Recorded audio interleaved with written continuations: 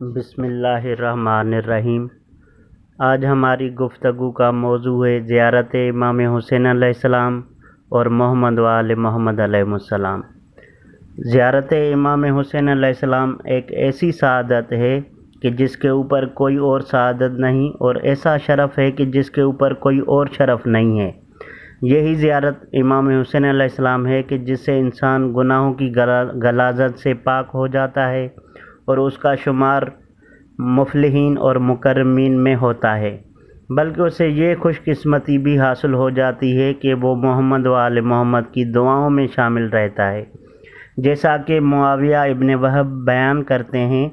کہ امام صادق علیہ السلام نے مجھ سے فرمایا،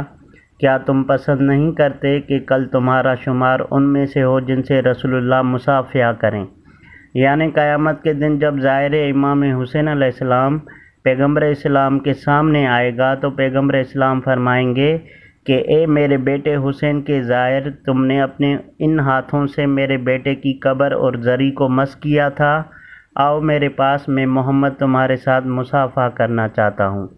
اور پھر جب ظاہر سفر عشق میں سفر امام حسین میں پیدل چلے تو ابی سامت کہتے ہیں، امام صادق علیہ السلام فرماتے ہیں، جو آدمی امام حسین کی پیدل زیارت کرے گا، ہر قدم پر اس کے لیے خدا 1000 نیکی لکھے گا، اس کے 1000 گناہ ختم کر دے گا اور اس کا 1000 درجہ بلند کرے گا۔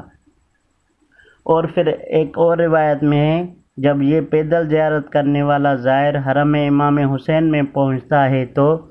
ابی فاختہ کہتے ہیں کہ امام صادق فرماتے ہیں کہ جو آدمی امام حسین کی زیارت کرنے کے ارادے سے گھر سے نکلے، اگر وہ پیدل ہے تو جب وہ امام حسین کے حائر میں پہنچتا ہے تو خدا اس کو مصلحین مفلحین میں قرار دیتا ہے، اور جب وہ زیارت کر لیتا ہے تو اس کو فائزین میں شمار فرماتا ہے۔ اور پھر جب وہ زائر واپس آنے کا ارادہ کرتا ہے تو ایک فرشتہ آتا ہے اور کہتا ہے، اے زائر امام حسین، آپ کو پیغمبر اسلام سلام دے رہے ہیں اور وہ آپ کے لیے فرما رہے ہیں کہ اپنے اعمال نئے سرے سے شروع کرو، خدا نے تمہارے گزشتہ گناہ معاف فرما دیے۔ یعنی زائر کو پیغمبر اسلام سلام بھجواتے ہیں کہ اے زائر، میں محمد تمہارے لیے سلام بھیج رہا ہوں اور تمہیں تیری مغفرت کی بشارت دیتا ہوں۔ سبحان اللہ، وہ زائر کتنا خوش قسمت ہے جسے پیغمبر اسلام مغفرت کی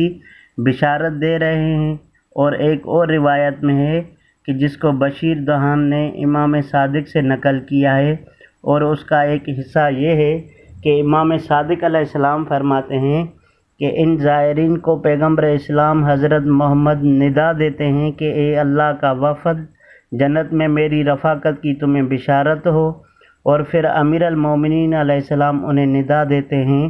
کہ دنیا و آخرت میں تمہاری حاجات کے پورا ہونے اور بلاؤں کے دفع ہونے کی ضمانت دیتا ہوں۔ یعنی اس روایت میں پیغمبر اسلام زائرین امام حسین علیہ السلام کو بشارت دے رہے ہیں کہ جنت میں آپ کو میری رفاقت کا شرف حاصل ہوگا، اور پھر امام امیر علیہ السلام کچھ بشارتیں زائر کو دیتے ہیں کہ اے میرے بیٹے کے زائر، تمہاری حاجات کا پورا ہونے کا علی ضامن ہے۔ یعنی کتنی خوش نصیبی ہے کہ امیر المومنین فرما رہے ہیں کہ اے زائر، جو حاجات تو نے در حسین پر مانگی ہیں ان کی قبولیت میں شک نہ کرو، ان کی قبولیت کا وسیلہ علی خود ہے۔ اور پھر مزید یہ بھی فرمایا کہ دنیا و آخرت میں آنے والی بلاؤں کو آنے سے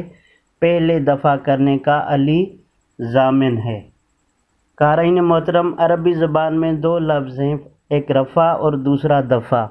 ان کے معنی میں بہت فرق ہے۔ اگر آسان لفظوں میں اس فرق کو بیان کیا جائے تو یوں ہوگا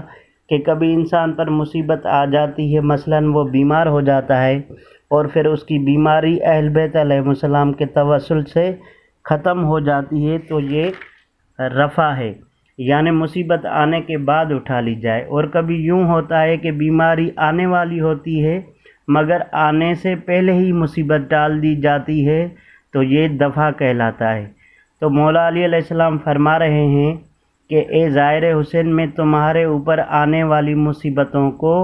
آنے سے پہلے ہی دفع کرنے کی ضمانت لے رہا ہوں۔ یعنی ایسا نہیں ہے کہ مصیبت آئے گی اور پھر ختم کی جائے گی، بلکہ ظاہر حسین پر مصیبت آنے سے پہلے ہی اٹھا لی جائے گی۔ یہ ہے ظاہر امام حسین کا مقام، اور یہ ہے ظاہر کی عظمت۔ اور اگر ہم مخدومہ دو عالم جناب سیدہ کی بارگاہ میں جائیں تو روایات میں یوں ملتا ہے کہ داؤد بن کثیر امام صادق سے نقل کرتے ہیں، امام صادق فرماتے ہیں جناب سیدہ اپنے بیٹے امام حسین کی قبر کے زائر کے لیے بارگاہ خدا میں حاضر ہوتی ہیں اور ان کے گناہوں کی مغفرت طلب کرتی ہیں۔ اس جملے سے میں یہ سمجھا ہوں کہ جناب سیدہ در حقیقت اپنے بیٹے کے زائر کو مغفرت کی بشارت اور نوید دے رہی ہیں۔ اس کے ساتھ ساتھ روایت میں مزید ملتا ہے، کہا مولا بن ابی شہاب نے امام صادق سے روایت کی ہے کہ امام صادق علیہ السلام فرماتے ہیں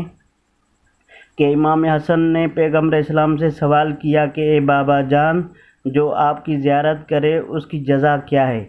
تو پیغمبر اسلام نے فرمایا، اے میرے بیٹے، جو میری زیارت کرے، میری زندگی میں میری زیارت کرے یا بعد میں زیارت کرے، یا آپ کے بابا علی کی زیارت کرے، یا آپ کے بھائی حسین کی زیارت کرے، یا آپ کی زیارت کرے، تو یہ اللہ تعالیٰ کے اوپر حق ہے کہ میں اس کی قیامت کے دن زیارت کروں اور اس کو گناہوں سے نجات عطا کروں۔ بالکل اسی مضمون کی ایک روایت اور بھی موجود ہے کہ جس کو العلا بن المسیب نے امام صادق علیہ السلام سے بیان کیا ہے۔ اس روایت میں امام حسین نے پیغمبر اسلام سے وہی سوال کیا تھا جو امام حسن نے اپنے نانا محمد سے کیا تھا، تو جواب میں پیغمبر اسلام نے وہی جواب دیا جو امام حسن کو دیا تھا، اور ساتھ ایک جملے کا اضافہ بھی کیا اور فرمایا کہ میں اس زائر کو جنت میں بھی داخل کروں گا۔ اور مزید ہمیں روایات میں ملتا ہے، امام صادق علیہ السلام فرماتے ہیں کہ امام حسین علیہ السلام نے فرمایا، جس نے میری زیارت کی میری شہادت کے بعد، قیامت کے دن میں اس کی زیارت کروں گا، اور اگر وہ جہنم میں ہوا تو میں اس کو حسین جہنم سے نکال لوں گا۔ کتنا خوش نصیب ہے وہ زائر جس کی زیارت امام حسین علیہ السلام کریں گے۔ خدا ہمیں امام حسین علیہ السلام کی زیارت کی توفیق عطا فرمائے۔ آخر میں دعا ہے، اے پروردگار ہمیں امام حسین علیہ السلام کے ساتھ محشور فرما۔ اے پروردگار ہمارے دلوں کو ایسا قرار دے کہ وہ حسین حسین کریں۔ اے اللہ ہمیں امام حسین علیہ السلام کی شفاعت نصیب فرما۔ اے اللہ ہمیں امام حسین علیہ السلام کی خدمت کرنے کی توفیق عطا فرما۔ والسلام علیکم ورحمۃ اللہ وبرکاتہ۔